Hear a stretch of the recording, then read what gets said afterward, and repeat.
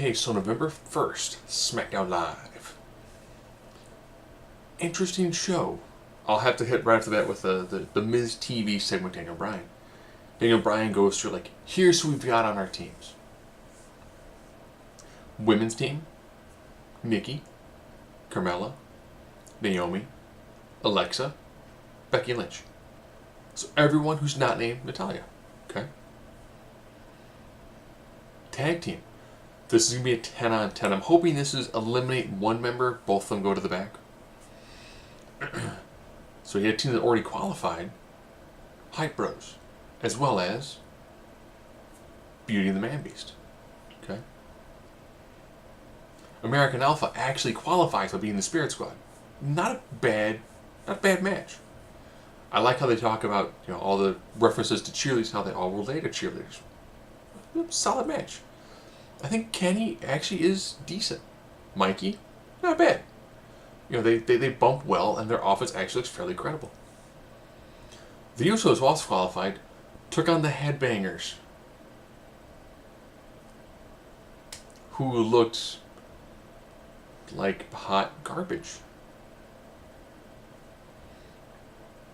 Spot for one more tag team.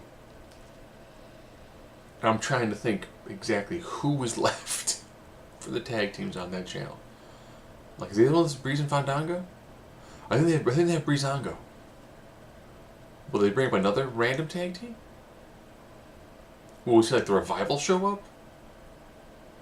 It's like, that's the problem. The tag divisions are both really, really weak. They actually brought in other tag teams to do qualifying matches. Okay. And then, who will take on Team Raw? Orton. Wyatt. Okay. Ambrose. Styles. Corbin. Okay.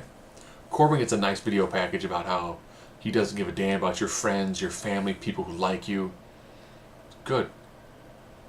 It gives character development. You know, only, 8 months after he won the Honor the Giant Memorial Battle Royal, making the jump from NXT to being a top draft pick for SmackDown. And now they're doing something with it finally. Cool. Of course, it's not Miz TV and Miz like, so I'm not a... No. Beautiful back and forth about, you're not a wrestler, you don't fight, Dolph Ziggler gave you a shot, you didn't care, you said no. He's like, Ziggler comes out, Ziggler's having an open challenge, takes on Kurt Hawkins, who loses. Most time talks like Kurt Hawkins had a match with Dolph Ziggler. Then Dolph puts up the IC title in an open challenge to any Raw superstar.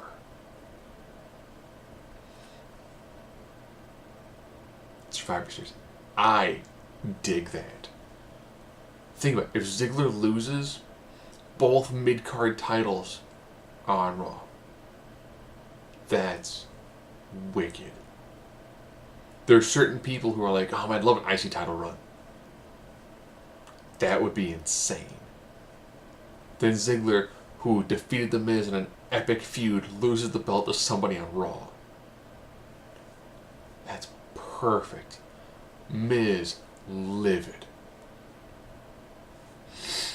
So now it's like, well, I would like to see Cesaro challenge Ziggler. Because then what you could do is, well, say Cesaro beats Ziggler. I know I'm fantasy booking like crazy. Say Cesaro beats Ziggler. Then Cesaro can jump to SmackDown. And he will be happy. And all bear at the professional wrestling world. Perfect. Done. Easy. But okay, yeah. So, great segment. Miz, Daniel Bryan, great chemistry. If Daniel Bryan never gets to step foot in the ring against The Miz,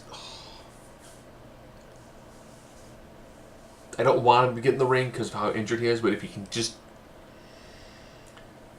even if it's just like the knee that beat John Cena. If he just does one move, and then we don't see him for a couple of weeks. It'd be great. Speaking of don't see him for a couple of weeks, they drove James Ellsworth into the ground, or James Ellis, if you're a new hire for the backstage and don't know what you're talking about. Opening segment was him saying he's sorry to Dean. Back segment, I'm sorry to Dean. Dean's like, just get out of my way, man. I'm going to tear you in half. Ambrose gets one more shot against Styles. Ambrose in the back. Mess him up. James, no. No. Beat the crap. No. No. No. So AJ Styles, Ambrose. Oh, such great chemistry.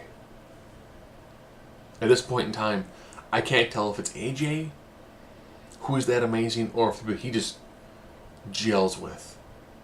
AJ Jericho worked, but Jericho's fantastic. AJ Roman Reigns. He put on some of the best matches Reigns ever had in his career with AJ Styles.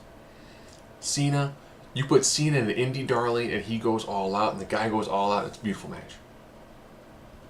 His stuff with Ambrose is solid too. I'm not thinking. I really want to see Rollins and Styles now. Because then we know Rollins is the last Shield member he hasn't faced yet. They've been pretty fantastic. So it's Survivor Series.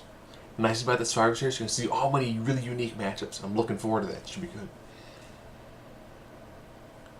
Alexa Bliss and Carmella beat the team of Becky Lynch and Nikki Bella. Not a bad match. It continued the storylines. Rake of the Eyes, DDT, got the victory for Alexa Bliss. Bliss challenged for the title next week. Cut a decent, still Disney-esque promo. Not bad. They had New Girl, and she was like, no, no, no. And then Bliss and Carmella did the interview in the promo segment. You know, not bad. Bliss's facial expressions are on freaking point. Remember, random looks of disgust to her, just virtually epic. She's got an eye roll that's... I would almost put her eye roll up against Rock's eyebrow. Because she has a look of disdain that needs to have an elbow following it up with it. The elbow of disdain. She's got it. In here, there is so much expression.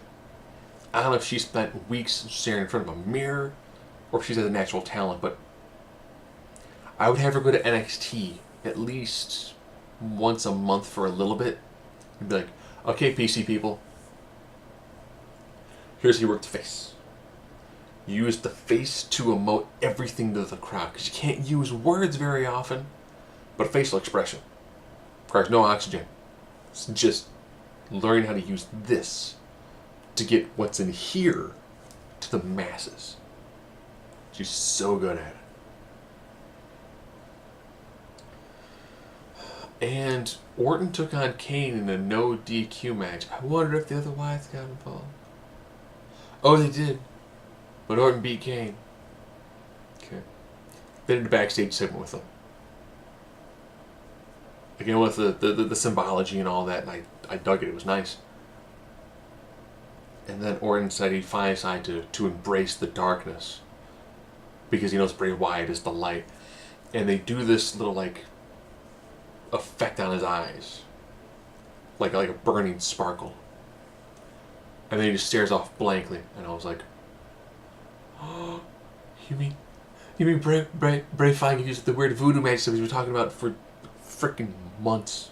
Like, remember when he beat Undertaker and Kane? He's like, I control the thunder and the lightning and the hellfire and brimstone. And it did nothing. Dig this. It's good. Now we just gotta find a way to get Baron Corbin either feud with Randy Orton or Baron Corbin to maybe join forces with Kane in a likely alliance to battle the Wyatts and Orton. Essentially, I want to see Corbin make that leap and hit that good, solid gatekeeper, like upper, mid, lower main event heel, which I think he is just built for. Great show, solid show. Too much Ellsworth. I really hope that last week they wrote him off. He gets a good pop, but again, that's that. For the live crowd, it's cool to see him. If you're watching it serially, episodically, it gets, yeah. They're really, really driving it on the ground hard.